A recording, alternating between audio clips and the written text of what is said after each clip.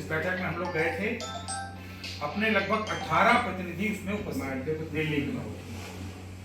हम लोगों ने उनसे कहा था हमारे 20 प्रतिनिधि रहेंगे, अगर कुल वहाँ पर 50 लोग थे तो 18 उसमें अखिल भारतीय उर्दू विभाग। और उसमें एक बड़ा निर्णय ये हुआ कि 12 जनवरी से हम जो पूज्य विवेकानंद जी की जन्म जयंती है, जिसको युवा दिवस के रूप में पूरे देश में आयोजित किया जाता है, इस बार पहली बार ऐसा होगा कि रन फॉर स्वदेशी, स्वदेशी संकल्प दौड़ ये आयोजित होगी।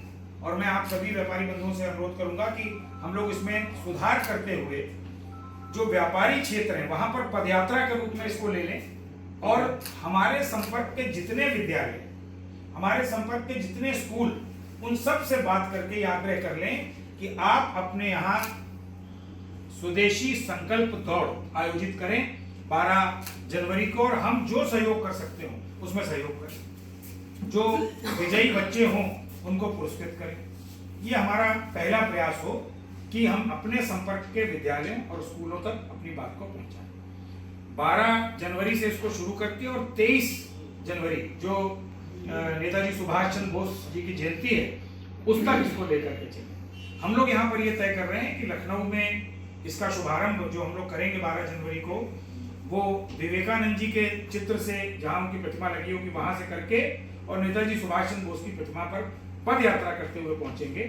और 23 को ट्रांस गोमती क्षेत्र में एक बड़ी पद यात्रा के माध्यम से हम इसका समापन करेंगे। ये हम लोग एक निर्णय लेंगे। दूसरा जो अभी विषय अपने बीच में आ गया, ये जो नगर निगम के द्वारा बात आ रही है कि साहब सेवाओं पर जो कुछ व्यापार है उन पर नियमावली बना करके लाइसेंस शुल्क लिया जाएगा, तो कोई अधिकार है नहीं नगर निगम को कि वो लाइसेंस शुल्क ले सके।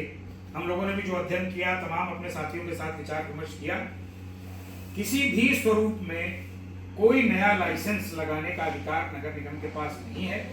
हम लोग इस संदर्भ में बैठे ही हैं, चर्चा कर रहे हैं, लेकिन इस प्रकार की योजना का भी हम लोग विरोध करते हैं। इसको कतई हम स्वीकार करने को तैयार नहीं है कि व्यापारी जीएसटी दे रहा है, व्यापारी इनकम टैक्स दे रहा है, व्यापारी संपत्ति शुल्क दे रहा है, उसके बाद एक और नए प्रकार का लाइसेंस उस पर लगे, इसकी स्वीकार्यता नहीं है। आप सब इस बात से सहमत हैं? जी बिल्कुल।